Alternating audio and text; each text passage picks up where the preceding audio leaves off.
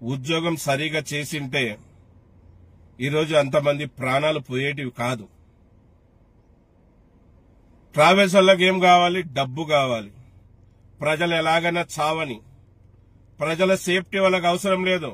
వాళ్ళకి కావాల్సింది డబ్బులు డబ్బులు డబ్బులు డబ్బులు. ఎవరి ప్రాణాలు ఎలాగైనా పోని, ఎవరైనా ఎలాగైనా నాశనం అయిపోయి, ట్రావెల్స్ వాళ్ళకి కావాల్సింది డబ్బులు. మళ్ళీ ఎన్నో ప్రమాదాలు ప్రతిరోజు జరుగుతూనే ఉన్నాయి. జరిగేకి అనేక కారణాలున్నాయి. ఒక్క రెండు కారణాలు కాదు, అనేక కారణాలున్నాయి. మళ్ళీ ఆర్టీఓ వ్యవస్థ ఎందుకుంది?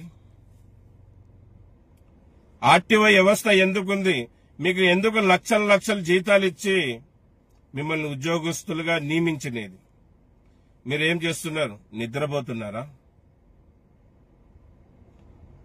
మీరేం చేస్తున్నారు? నిద్రపోతున్నారా? మీ పని మీరు సరిగా చేసింటే ఈరోజు అంతమంది ప్రాణాలు కోల్పోవాల్సిన అవసరం లేదు. ఎంతో మంది ప్రాణాలు పోతున్నాయి మీ కారణంగా, మీరు సరిగా ఉంటే.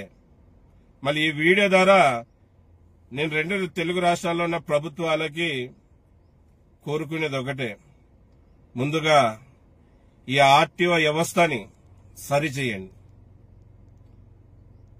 ఆర్టీఓ వ్యవస్థని సరిచేయండి. వాళ్ళతో పని చేయించండి.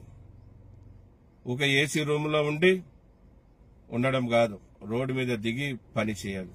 ముఖ్యంగా కర్నూలులో ఉండే ఆర్టీఓని సస్పెండ్ చేయండి. బ్రేక్ ఇన్స్పెక్టర్ని సస్పెండ్ చేయండి. ఆర్టీఓని సస్పెండ్ చేయండి. ఆర్టీఓ డీటీసీ గారిని కూడా సస్పెండ్ చేసేయండి.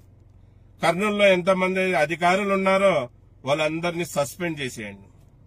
ఫస్ట్ ఆ పని చేయండి. ఎందుకంటే ఈ ట్రావెల్స్ మాఫియా నడచడానికి కారణం ఈ ఆర్టీఓ సంస్థ వాళ్ళే. వాళ్ళకి డబ్బులు కావాలి, ట్రావెల్స్ వాళ్ళకి. ఆర్టీఓ వాళ్ళకి లంచం కావాలి.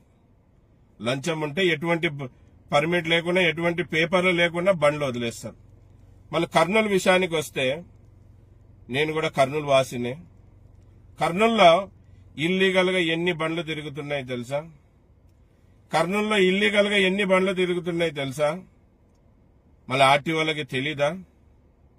కర్నూలు జిల్లాకు సంబంధించిన ఆర్టీఓ వాళ్ళు ఏం చేస్తున్నారు? మళ్ళీ వాస్తవాలు చెప్తే కర్నూలులో ఇల్లీగల్ గా తిరిగే వాళ్ళందరూ కూడా నా ప్రాణాలు తీస్తారు. ఖచ్చితంగా నా ప్రాణాలు తీస్తారు. నిజం చెప్తున్నాను, నా ప్రాణాలు మిలుగవు. మీకు ఈ విషయాలు నేను ఎందుకు చెప్తున్నానంటే,